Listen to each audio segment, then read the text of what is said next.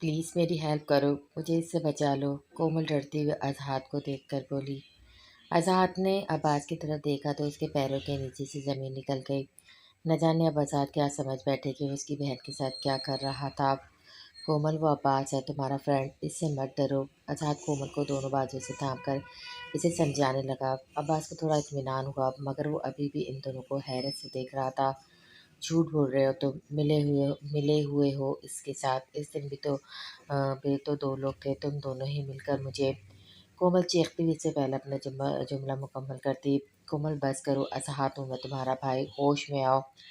अजा तेज आवाज़ में इसको दोनों बाजू को झंझोड़ता हुआ बोला। कोई मेरी मदद करो प्लीज़, मुझे बचा लो इन दोनों से। आज़ाद कोमल को थामता हुआ बेड पर ले जाने लगा, जबकि वो आज़ाद के हाथों से निकलने की पूरी कोशिश कर रही थी और ज़ोर-ज़ोर से चीख कर रो रही थी। अब्बास एक कोने में सुन खड़ा इन दोनों को देख रहा था। आज़ाद अब कोमल को कंधों से पकड़कर बेड पर लेटा रहा था, मगर कोमल अभी बेकाबू होकर ज़ोर-ज़ोर से चीख रही थी। अपने कंधे पर आज़ाद के हाथों को नाखूनों से नोचकर हटाने की कोशिश कर रही थी। ड्राइवर के डिवाइडर की सेकंड ड्रॉ से जल्दी से मेडिसिन बॉक्स निकालो। आज़ाद ने गुमसुम खड़े अब्बास को देखकर कहा। वो सर हिलाता हुआ जल्दी से मेडिसिन बॉक्स निकाल कर लाया।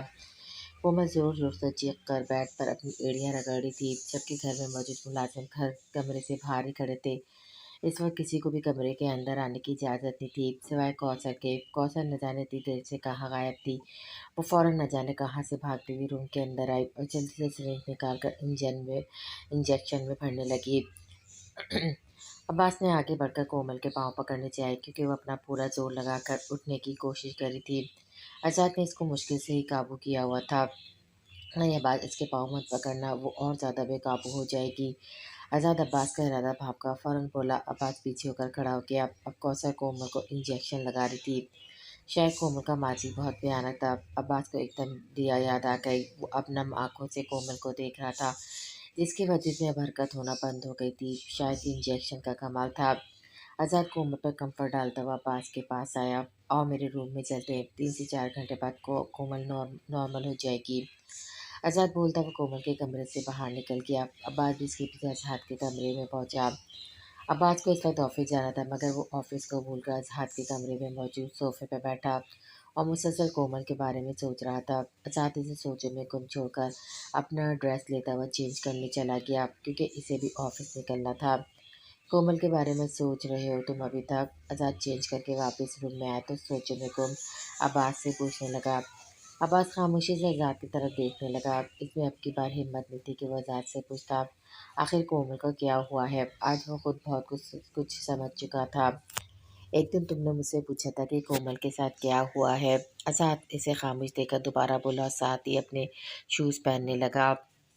जब तक मुझे बिल्कुल अंदाज़ा नहीं था, मगर आज कोमल का बिहेवियर देखकर और उसकी बातें सुनकर अंदाज़ा हो रहा है, ये दुनिया बहुत बेरहम, संगदिल और बेहिस दरिंदा सफ़द लोगों से भरी है। मुझे बहुत दुख हो रहा है आज़ाद, कोमल के बारे में जानकर। अब्बास के चेहरे से दुख साफ झलक रहा था। अब्बास की बात सुनकर आज़ाद ने चौंक कर इसे देखा। कभी कभी वैसा नहीं होता अब्बास जैसा हम सोच रहे थे, हकीकत इसके बरक्स भी होती है। रेस्ट वॉच को लाइट पर बांधता हुआ साथ अब्बास से बोलता। अब्बास इसकी बात सुनकर कंफ्यूज होकर इसको देखने लगा। शायद तुम भी ऑफिस के लिए निकल रहे थे, मैं भी ऑफिस के लिए लेट हो रहा हूँ, शाम में मिलते हैं। आज़ाद के बोलने पर अब्बास इकरार में सर हिलाता हुआ उसके रूम से निकल गया। कॉलेज से अब सारे स्टूडेंट का रश छट गया था। वो पिछले 2 दिन से इस वक्त कॉलेज ऑफ होने के टाइम पर आता और गाड़ी में बैठकर हुनैन का इंतज़ार करता। आज तीसरा दिन था हुनैन को ना देखे हुए। बेबसी अब गुस्से में ढलने लगी थी, क्योंकि वो इसकी कॉल भी नहीं उठा रही थी, ना कॉलेज आ रही थी। आज आज़ाद वापस ऑफिस जाने का इरादा नहीं रखता था, बल्कि नवीन के फ्लैट में जाकर हुनैन से मिलने का इरादा रखता था। बेशक नवीन घर पर मौजूद हो, वो इससे डरता नहीं था। वो हुनैन से मिलना चाहता था, इससे बात करना चाहता था, देखना चाहता था। आज़ाद ने अपनी कार नवीन के फ्लैट की तरफ मोड़ दी। छोड़े, आप ही किन चक्करों में पड़ गई हैं? डॉक्टर ने आपको रेस्ट का बोला है। चाहे ये पिज़्ज़ा मैं पैक कर लेती हूँ।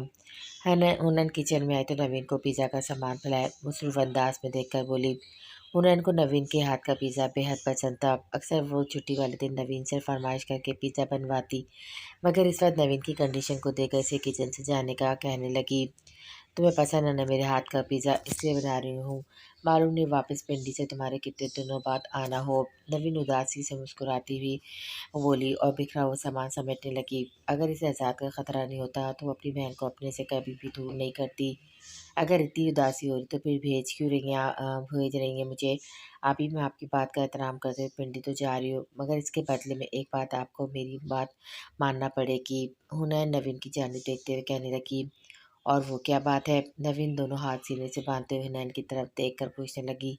मैं परसों पिंडी नहीं जा रही, बल्कि आपके रिसेप्शन के बाद जाऊंगी, और आप मेरी इस बात से बिल्कुल इनकार नहीं करेंगी।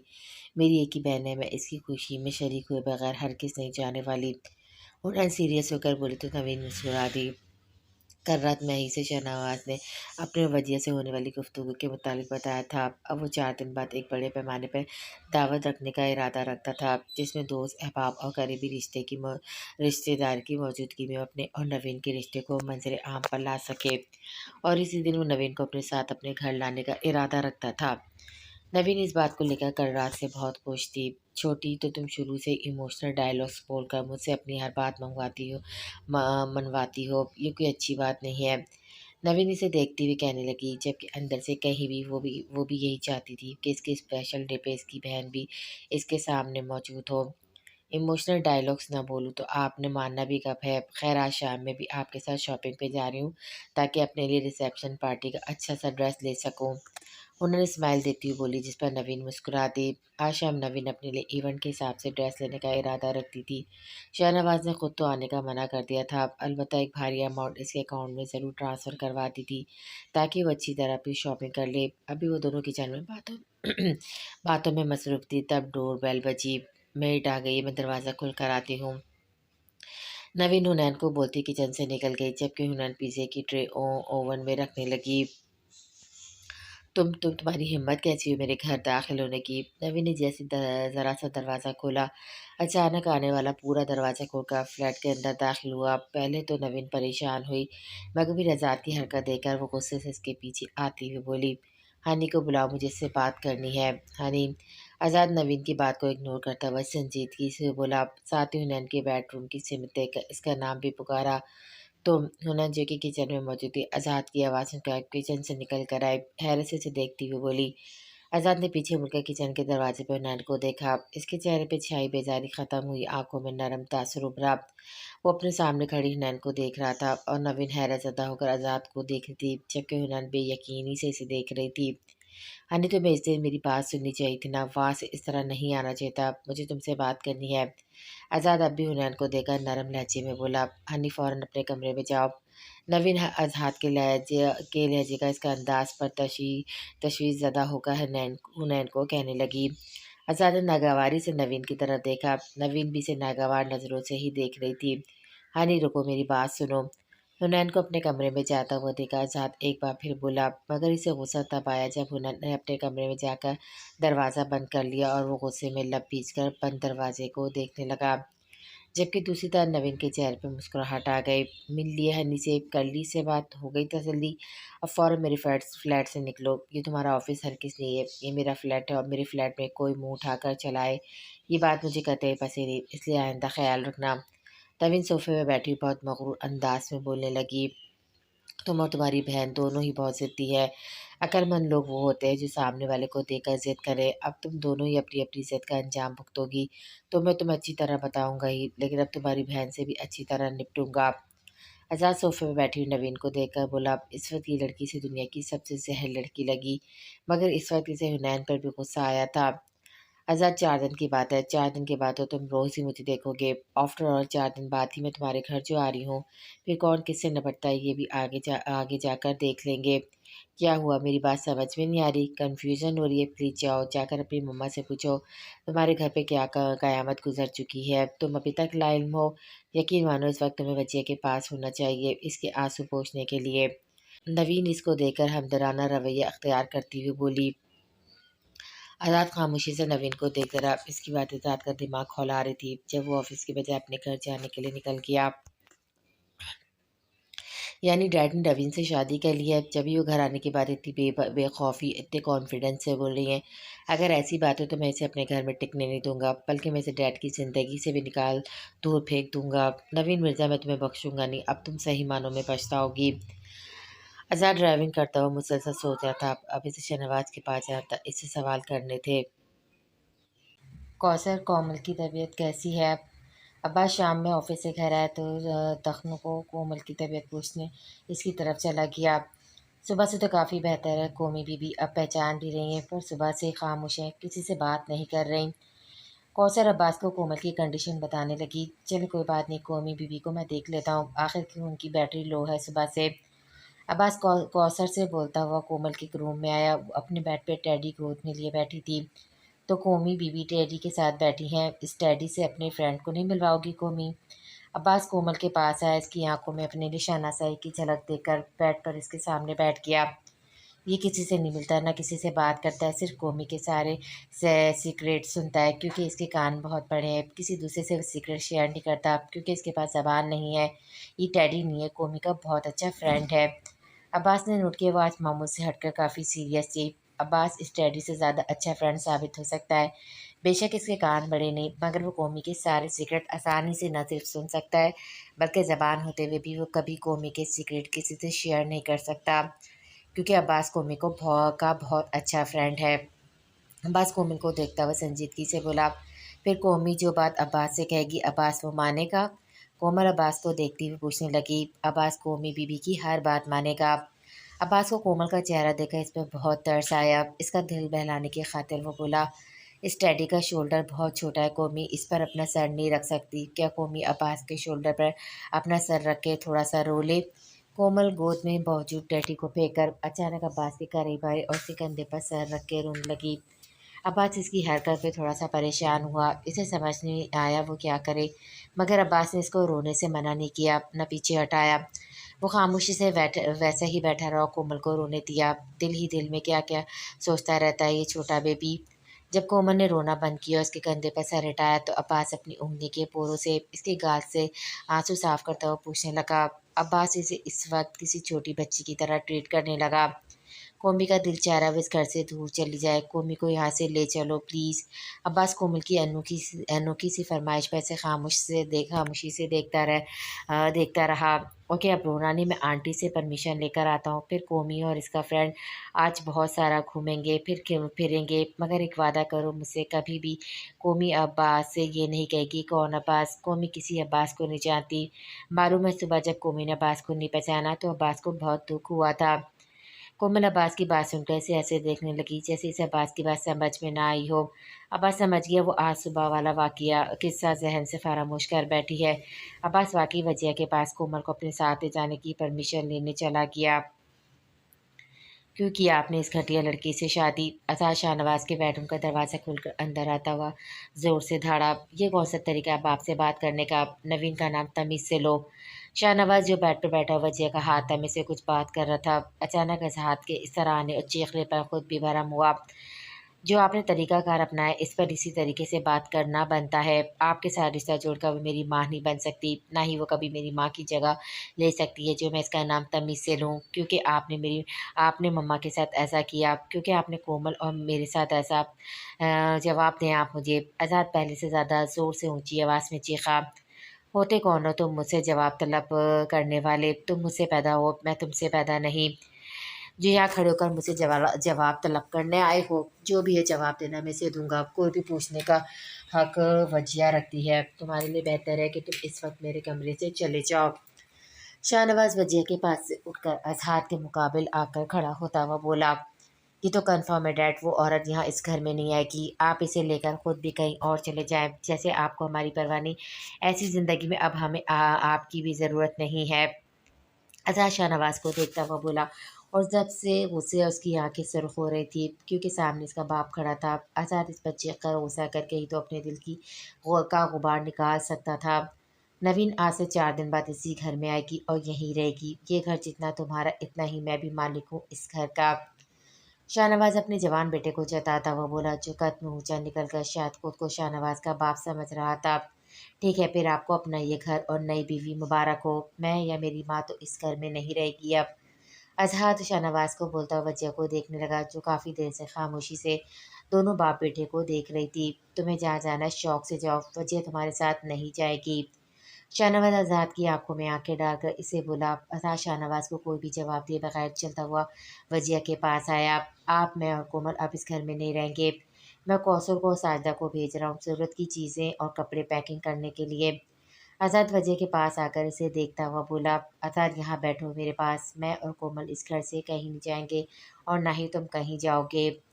वजह इसका हाथ थाम कर इसे अपने पास बैठाती हुई बोली। वजह की बात सुनकर आज़ाद ने हैरानगी से उसे देखा। वो शहनवाज इस्तरहाइया हंसकर कमरे से निकल गया। क्यों कहा आपने डैड के सामने ऐसा? क्यों होने दे रही हैं आप अपने साथ ऐसा? जब आपके पास आपका बेटा मौजूद है तो क्या ज़रूरत है ऐसे खोखले सहारे की आपको? मैं आपके साथ किसी भी किस्म की ज़्यादती या हक तलफी होता हुआ नहीं देख सकता मम्मा। आज़ाद वजह को देखता हुआ बेबसी से बोला। एक बार फिर से शदीद गुस्सा आने लगा। 27 साल में कभी भी शाहनवाज ने मुझसे ज्यादती नहीं की, कभी भी मेरा हक नहीं मारा। तुम्हारे डैड ने अच्छे शौहर होने का सबूत दिया आज़ाद, मगर जब मोहब्बत पूरी और मासूर हो जाए तो मर्द बेचारा किससे शिकवा करे? शिकायत है मुझे तुम्हारे डैड से, मगर वो मेरा और शाहनवाज का मामला है। हम दोनों मियाँ बीवी के बीच का मामला। नवीन के यहाँ आने से पहले शाहनवाज मुझसे इजाज़त ले चुका है और मैं इसे इजाज़त दे चुकी हूँ। वैसे भी जो होना था वो हो चुका है बेटा। यूँ शोर शराबे से, चीख व पुकार से कुछ भी पहले जैसा नहीं हो सकता ना। और अब आगे जो होना है वो भी होकर रहेगा। बस मैं इस घर में मजीद कोई तूफ़ान या तमाशा नहीं देखना चाहती। वादा करो आज़ाद, तुम नवीन के यहाँ आने के बाद कोई तमाशा हंगामा नहीं करोगे। वजह तहम्मुल से आज़ाद को अपनी बात समझाते हुए आखिर में से वादा लेने लगी, क्योंकि आज़ाद के चेहरे के उतराव चढ़ाव बता रहे थे। वो चुप हरगिज़ नहीं बैठने वाला। ये कौन सी मोहब्बत है मम्मा आपके डैड से? उन्होंने आपके साथ उम्र के इस हिस्से में बेवफाई की और आप एक इनकी खुशी की खातिर, ये सब आप इनकी खुशी की खातिर कर रही है ना? अजहर वजिया का हाथ थाम कर पूछने लगा। वजिया अपनी आंख में आए आंसू पोंछने लगी। शाहनवाज मेरी हक तलफी नहीं करेगा। वो मुझसे और नवीन से बराबरी का सलूक रखेगा। इसने वादा किया है मुझसे। वो मुझे यहाँ से नहीं जाने देगा अजहर। ना ही इस उम्र में मैं दरबदर होना चाहती हूँ। बस मैं चाहती हूँ सब इस घर में खुश रहे। तुम वादा करो ऐसा ही होगा। वजिया एक बार फिर आज़ाद से वादा लेने लगी। आज़ाद ने वजिया का थामा हुआ हाथ अपने होठों से लगाया। अगर आप खुश रहेंगी तो मैं कोशिश करूँगा कि सब खुश रहे, लेकिन आपकी आंखों में आंसू आए तो मैं प्रॉमिस करता हूँ इस दिन इस घर का हर फर्ज रोएगा। आज़ाद वजिया को बोलता हुआ कमरे से निकल गया। आज 3 दिन गुजर गए थे अजहर का। 3 दिन से यही मामूल था। ऑफिस से घर आने के बाद वो अपने फ्लैट में चला जाता।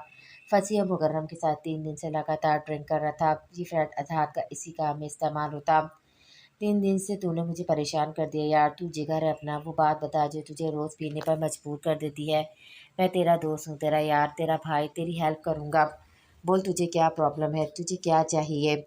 आज़ाद गिलास से मुंह लगाया पानी पीने में मगन था। तब फंसी इससे पूछने लगा, मगर आज़ाद ने फंसी की बात सुनकर बगैर कुछ बोले गिलास पे टेबल पर रखा और अपना सर सोफे के पीछे टिका कर आंखें बंद कर ली। तू बोल ना, तुझे क्या चाहिए मेरे दोस्त?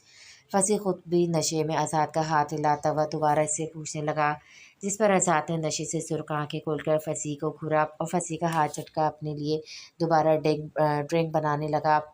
तो इसको क्या दे सकता है साले? तू तो खुद अपने बाप के रहमो करम पर चल रहा है। मुकर्रम नशे में बेढंगेपन से कहकमा लगाता हुआ फंसी का मजाक उड़ाने लगा। तू चुप कर बे, इसकी हालत देख। ऐसे वक्त पर सब उस पर दोस्त काम आते हैं। आज़ाद मसला बता यार, बोल दे क्या चाहिए तेरे को?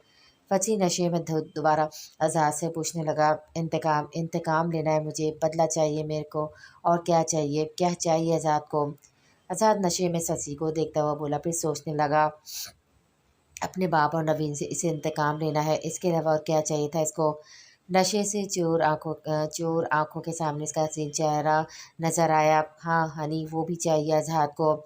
आज़ाद याद करता हुआ बोला, फिर ज़ोर से हंसता हुआ गिलास में बची हुई ड्रिंक पीने लगा। मैं तेरा दोस्त, तुझे हनी ला कर दूंगा। तू फटाफट एड्रेस बोल, एक कॉल करने की देर है। मेरे आदमी आज ही रात को तेरी हनी के घर से उठा लाएंगे।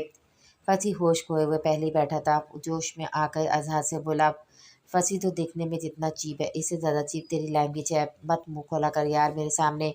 वो भाभी है तेरी, आइंदा इसका नाम मत लेना। इसका आइंदा इसका नाम मत लेना। इज्जत दे इसे, वरना मैं तेरे ये सारे दांत तोड़ दूंगा।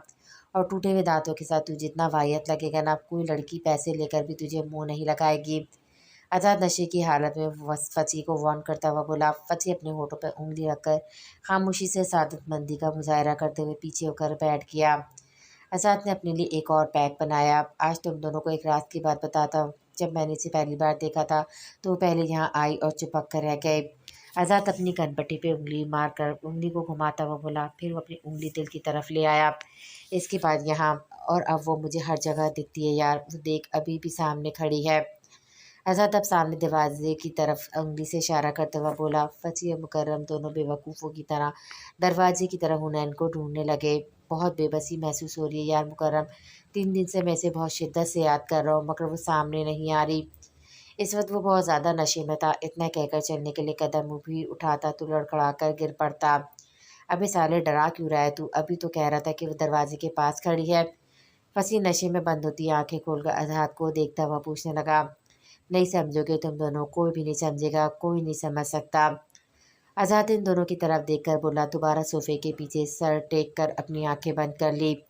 मैं समझ गया बेटा, तुझे कौन सा मर्द लाहक हो गया है। ए फंसी, बहुत सीरियस कंडीशन है इसकी, कुछ ना कुछ करना पड़ेगा साले, ये दोस्त है अपना। मुकरम फंसी को देखता हुआ बोला। फिर अपने ड्राइवर को कॉल करके आज़ाद के फ्लैट पर बुलाया ताकि ड्राइवर इन दोनों को इनके घर छोड़ सके।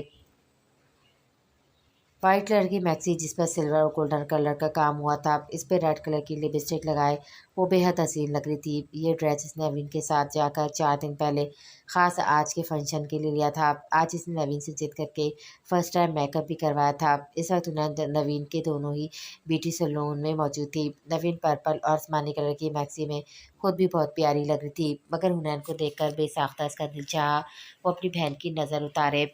ये गलत बात है छोटी, आज की वीआईपी गेस्ट मैं हूँ मगर मुझे लगता है सबकी नज़रें तुम पर से हटेंगी तो कोई मुझे देखेगा ना। नवीन मुस्कुराती हुई उसे प्यार से देखती हुई बोली। सबके बारे में तो ऐसा नहीं कह सकती, अलबत्ता सर की नज़रें सिर्फ आप पर ही टिकी रहेगी, इतना मुझे मालूम है। हुनैन की बात सुनकर नवीन मुस्कुरा दी। चलो बाकी की बातें कार में आकर कर लेना, ड्राइवर आ गया है हमें लेने। नवीन मुकम्मल तैयार हो चुकी थी तभी हुनैन से बोली। ऐसे मत बोलें आप ही, अभी मेरा हेयर स्टाइल बनना बाकी रह गया है। हुनैन नवीन को बताने लगी। उफ़ अनी, शाहनवाज 2 बार कॉल कर चुके हैं और हम ऑलरेडी लेट हो चुके हैं। बहुत सारे गेस्ट आ चुके हैं, बस हमारा ही इंतज़ार हो रहा है। वैसे भी खुले बात ज़्यादा सूट करेंगे, अब चलो बस। नवीन के पास शाहनवाज की 2 बार कॉल आ चुकी थी। इसने ड्राइवर भेज दिया था ताकि वो इन दोनों को होटल ले आए जहाँ आज बड़े पैमाने पर तकरीब अरेंज की गई थी। आप ही आज पहली दफ़ा तो आपने इतना तैयार होने दिया है, प्लीज़ ज़्यादा देर नहीं लगेगी, सिर्फ 15 मिनट लगेंगे। हुनैन ज़िद करती हुई बोली। अभी 20 मिनट का रास्ता भी तय करना होगा नहीं। ठीक है, मैं ड्राइवर के साथ जा रही हूँ, मुझे छोड़कर तुम्हें दोबारा लेने आ जाएगा। तब तक तुम कंप्लीट तैयार हो चुकी होगी। सेल फ़ोन है ना तुम्हारे पास? नवीन ने खुद ही हल निकालते हुए कहा। हुनैन का दिल भी नहीं तोड़ना चाहते थे क्योंकि हुनैन को सुबह की फ़्लाइट से पिंडी रवाना होना था और आज की रात साला के पास इसे स्टे करना था। मगर नवीन का शाहनवाज के पास भी पहुंचना ज़रूरी था, इसलिए वो ड्राइवर के साथ निकल गए। एक्सक्यूज़ मी हुनैन, आपका ही नाम है? रिसेप्शन पर बैठी हुई लड़की हुनैन के पास आकर पूछने लगी, जिस पर हुनैन ने इकरार में सर हिलाया। आपका ड्राइवर आ गया है, वो आपको बुला रहा है बाहर। वो लड़की हुनैन को ड्राइवर का मैसेज देने लगी। हुनैन ने मोबाइल पर टाइम देखा। अभी मुश्किल से 10 मिनट ही गुजरे थे और उसके मोबाइल पर ड्राइवर की कोई कॉल भी नहीं आई थी। वो कंफ्यूज होकर पार्लर से बाहर निकली। सामने एक लड़का खड़ा था जो किसी से मोबाइल पर बात कर रहा था। हुनैन को देखकर से एक नज़र दोबारा अपने मोबाइल की स्क्रीन पर डाली, फिर दोबारा हुनैन को गौर से देखने लगा। चले मैम, आपका वेट हो रहा है। वो लड़का हुनैन के पास आकर कहने लगा। मगर तुम कौन हो? तुमने तो हमें पिक नहीं किया था। हुनैन कंफ्यूज होकर बोली। मैं इन्हीं का ड्राइवर हूँ सर, शाहनवाज ने ही मुझे यहाँ आपको लेने के लिए भेजा है। 4 कदम के फासले पे खड़ा हुनैन को बोलने लगा। रुको ज़रा, मुझे बात करने दो। हुनैन अपना मोबाइल क्लच से निकालकर नवीन को कॉल मिलाने लगी। तभी वो लड़का हुनैन के करीब आया। होशियारी दिखाए बगैर खामोशी से कार में बैठो। हुनैन ने अपने सर नीचे करके देखा। इस लड़के के हाथ में पिस्तौल थी जिसका रुख हुनैन की पेट की तरफ था। हुनैन खौफ से इसका चेहरा देखने लगी। ड्राइवर के चेहरे पे बिल्कुल संजीदगी तारी थी। पॉलक के गेट पर गार्ड भी मौजूद थे मगर इतने करीब पिस्टल देकर हुनैन की हिम्मत नहीं हुई वो पीछे मुड़कर गार्ड्स को देखती या फिर कोई भी आवाज़ निकालती।